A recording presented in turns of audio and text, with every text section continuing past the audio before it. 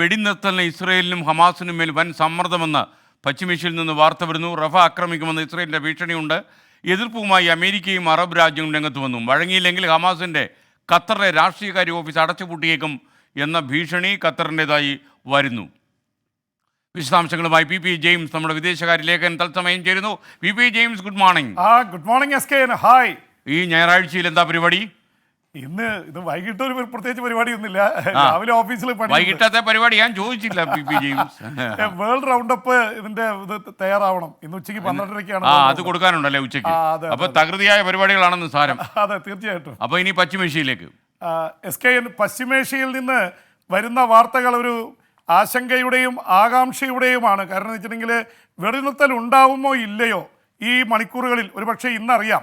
ആ തരത്തിലാണ് കാര്യങ്ങൾ. കാരണം കടുത്ത സമ്മർദ്ദമാണ് അവർ ഇസ്രായേലിന് മേലും ഹമാസിന് മേലും ചെലുത്തുന്നത്. അമേരിക്കയുടെ വലിയ സമ്മർദ്ദമുണ്ട്. അമേരിക്കയുടെ CIA ഡയറക്ടർ വില്യം ബേൺസ് തന്നെ നേരിട്ട് അവിടെ കെയ്റോയിൽ, ഈജിപ്ഷ്യൻ തലസ്ഥാനമായ കെയ്റോയിലെത്തി ചർച്ചകളിൽ പങ്കെടുക്കുന്നുണ്ട്. ഒപ്പം തന്നെ അമേരിക്കയുടെ സ്റ്റേറ്റ് സെക്രട്ടറി ആൻ്റണി ബ്ലിങ്കൻ കഴിഞ്ഞ ദിവസമാണ് ഇസ്രായേൽ പ്രധാനമന്ത്രിയുമായിട്ട് ചർച്ച നടത്തി.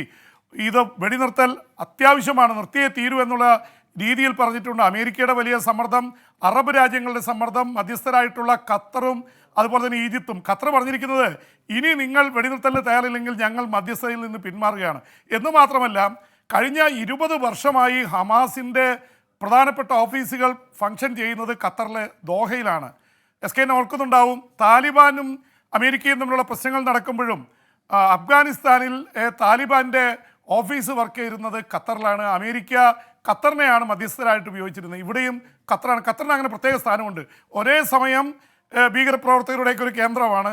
അതേസമയം തന്നെ അമേരിക്കയും അറബ് ലോകവുമായിട്ട് വലിയ ബന്ധമുണ്ട്. ഒരുപക്ഷെ പണ്ട് സൗദിക്ക് ഉണ്ടായിരുന്ന ഒരു ബന്ധം ഖത്തറിനുണ്ട്. ഖത്തർ വളരെ പ്രധാനപ്പെട്ട ഒരു രാജ്യമായി മാറിയിരിക്കുന്നു.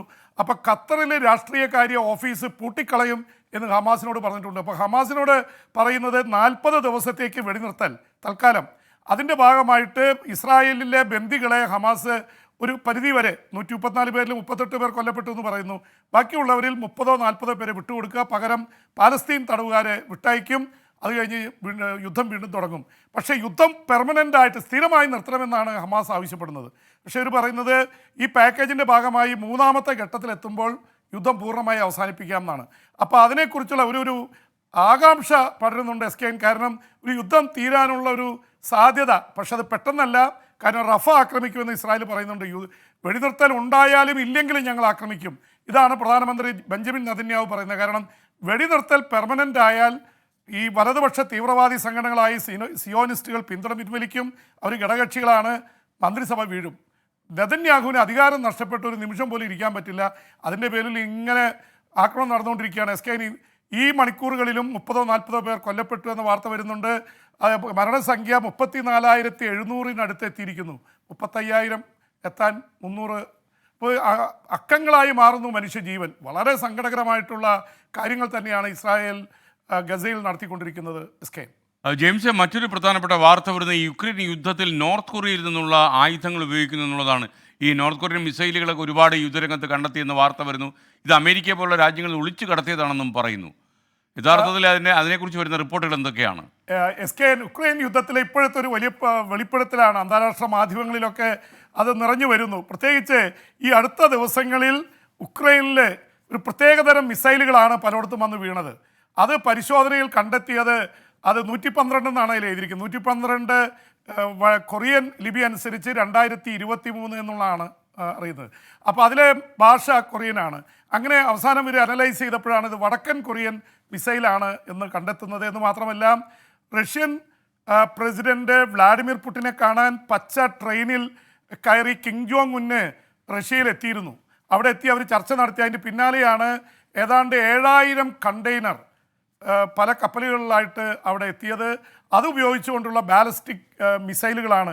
അതിൽ ഏറ്റവും ഞെട്ടിക്കുന്നത് എസ് കെ എൻ, അമേരിക്കയിലും യൂറോപ്പിലുമുള്ള ഈ കഴിഞ്ഞ ഏതാനും മാസങ്ങൾക്ക് മുമ്പ് വരെയുള്ള കമ്പ്യൂട്ടർ ചിപ്പുകൾ, അത്യാധുനികമായിട്ടുള്ള ഇത് മുഴുവൻ ഇൻകോർപ്പറേറ്റ് ചെയ്തിട്ടുള്ള, ഒരുപക്ഷെ അമേരിക്കയുടെയും റഷ്യയുടെയും മിസൈലുകളോട് കിടപിടിക്കാവുന്ന തരത്തിലുള്ള മിസൈലുകളാണ് വടക്കൻ കൊറിയ ഉണ്ടാക്കിയിട്ടുള്ളത്.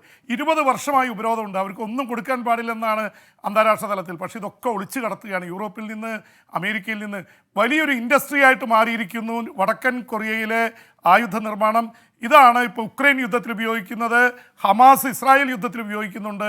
എന്തായാലും വടക്കൻ കൊറിയ ആയുധം വിറ്റ് ലോകത്ത് മുഴുവൻ പ്രശ്നങ്ങൾ ഉണ്ടാക്കുന്നതെന്ന് മാത്രമല്ല, ഞങ്ങൾ വേണ്ടി വന്നാൽ ന്യൂക്ലിയർ ബോംബ് എടുത്ത് പ്രയോഗിക്കും, ആണവായുധം ഉപയോഗിക്കുമെന്ന് പറയുന്നുണ്ട്. പക്ഷേ ഇപ്പോൾ നിലനിൽക്കുന്ന യുദ്ധങ്ങളെ മുന്നോട്ട് കൊണ്ടുപോകുന്നതിൽ വടക്കൻ കൊറിയൻ ആയുധങ്ങൾക്ക് വലിയ പങ്കുണ്ട് എന്നുള്ളത് മനസ്സിലാക്കുന്നു. ഉക്രൈൻ യുദ്ധം കൂടുതലായിട്ട് മുന്നോട്ട് പോയിക്കൊണ്ടിരിക്കുകയാണ്. കാരണം ഉക്രൈന് അമേരിക്കയിൽ നിന്നുള്ള ആയുധങ്ങൾ കിട്ടുന്നു, ഇപ്പോഴത്തെ റഷ്യക്ക് ഇറാനിൽ നിന്നും വടക്കൻ കൊറിയയിൽ നിന്നും ആയുധങ്ങൾ കിട്ടുന്നു. അതുകൊണ്ട് തന്നെ ഇത് വെച്ചുള്ള ഒരു കത്തിക്കൽ തന്നെ നടന്നുകൊണ്ടിരിക്കുകയാണ്. SK. ജെയിംസ്, മറ്റൊരു കാര്യം, ഈ പാകിസ്ഥാൻ ജയിലിൽ കിടക്കുന്ന ഇമ്രാൻഖാൻ ഒരു കാര്യം പറഞ്ഞിരിക്കുന്നു. ഈ പാകിസ്ഥാൻ്റെ ഉള്ളിൽ കടന്ന ഇന്ത്യ കൊലപാതകങ്ങൾ നടത്തുമെന്നാണ് അദ്ദേഹത്തിൻ്റെ ആരോപണം. ഈ ചില ചാരസംഘടനകളുടെ പിൻബലത്തോടെയാണ് ഇന്ത്യ ഇത് ചെയ്യുന്നത് എന്നുകൂടി അദ്ദേഹത്തിന് പരാതിയുണ്ട്. ഈ ആരോപണത്തെക്കുറിച്ചുള്ള ഈ അന്തർദേശീയ കമ്മ്യൂണിറ്റിയുടെ പ്രത്യേകിച്ച് വിദേശ രാജ്യങ്ങളുടെ പ്രതികരണം എങ്ങനെയാണ് വന്നിരിക്കുന്നത്? SK, പാകിസ്ഥാനുള്ളിൽ ഇന്ത്യ കയറി ഒരുപാട് കൊലപാതകങ്ങൾ നടത്തുന്നുവെന്ന് ആരോപിച്ചിരിക്കുന്നത് പാകിസ്ഥാൻ്റെ മുൻ പ്രധാനമന്ത്രി ഇമ്രാൻഖാൻ തന്നെയാണ്. അദ്ദേഹം ജയിലിലാണ്, അടിയാല ജയിലിലാണ്, റാവൽപിണ്ടിയിലെ.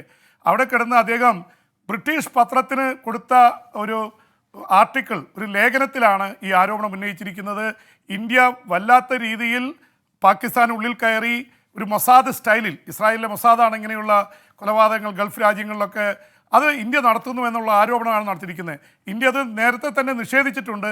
പക്ഷേ ഇത് പ്രത്യേകിച്ച് അദ്ദേഹം എഴുതുന്നതിൻ്റെ ഒരു പശ്ചാത്തലം ഓർക്കണം. കാനഡയിൽ അവിടുത്തെ ഖാലിസ്ഥാൻ നേതാവ് ഹർദീപ് സിംഗ് നിജാറിനെ കൊലപ്പെടുത്തിയതിൽ 3 ഇന്ത്യക്കാരെ അറസ്റ്റ് ചെയ്തതിൻ്റെ തൊട്ട് പിന്നാലെയാണ് ഇത് വന്നിരിക്കുന്നത്. അപ്പോൾ കാനഡയിൽ അമേരിക്കയിൽ പന്നുവിനെ വധിക്കാൻ ശ്രമം നടത്തിയെന്ന പേരിൽ റോ ഏജൻറ്റിനെ അറസ്റ്റ് ചെയ്തു. അപ്പോൾ ഇതിൻ്റെയൊക്കെ പശ്ചാത്തലത്തിലാണ് പാകിസ്ഥാൻ ഈ ആരോപണവുമായിട്ട്, പാകിസ്ഥാൻ ഗവൺമെൻറ് അല്ല, മുൻ പ്രധാനമന്ത്രി ആരോപണമായിട്ട് വന്നിരിക്കുന്നത്. അദ്ദേഹത്തിന് ഒരു ഇന്ത്യ വിരുദ്ധത ഒരുപക്ഷെ പാകിസ്ഥാനിൽ ജനകീയമായി പിന്തുണ വീണ്ടെടുക്കുന്നതിൽ സഹായിക്കും എന്നുള്ള ചിന്തയുണ്ട്. എന്തായാലും പാകിസ്ഥാൻ വെറുതെ ഇരിക്കുന്നില്ല. അവർ കാശ്മീരിൽ ഇന്നലെയും SK അറിയാം, പൂഞ്ച് മേഖലയിൽ, കാശ്മീരിലെ പല മേഖലയിലും ഭീകരാക്രമണം നടന്നിരുന്നു. പാക് ചാരസംഘടനയായ ISI ആണ് ഇതിൻ്റെ പിറകിൽ നിന്ന് ഇന്ത്യ ആരോപിക്കുകയും ചെയ്തിട്ടുണ്ട്. അപ്പോൾ ഇന്ത്യ പാകിസ്ഥാൻ ഇത് പ്രശ്നങ്ങൾ വീണ്ടും വളരുകയാണ്.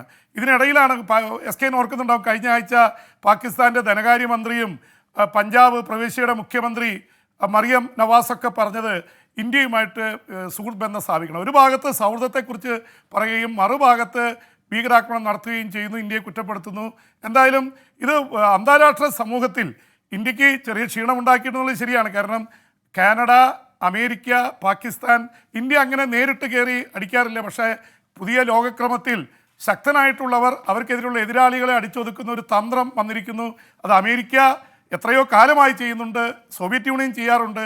പക്ഷേ ഇന്ത്യ ആ രീതിയിലേക്ക് പോയിരുന്നില്ല, പോയി എന്നുള്ള ആക്ഷേപങ്ങൾ നിലനിൽക്കുന്നുണ്ട്. ഇന്ത്യ നിഷേധിച്ചിട്ടുണ്ട്, ഇതുവരെ പ്രൂവ് ചെയ്യാൻ പറ്റിയിട്ടില്ല. അപ്പോൾ കാനഡ സംഭവത്തിൽ തന്നെ SK 3 ഇന്ത്യക്കാരെ അറസ്റ്റിലായെങ്കിലും ഇന്ത്യയുടെ പങ്കാളിത്തമുണ്ടോ എന്ന് പരിശോധിക്കുന്നു എന്ന് മാത്രമാണ് കാനഡ പറഞ്ഞിട്ടുള്ളൂ. എന്തായാലും ഇന്ത്യ നിലപാടിൽ ഉറച്ചു നിൽക്കുകയാണ്. SK. Thank you VP James. വിദേശ വാർത്തകളുമായി VP ജെയിംസ് ഈ പരിപാടിയിൽ വരും നാളെ ഇതേ സമയം.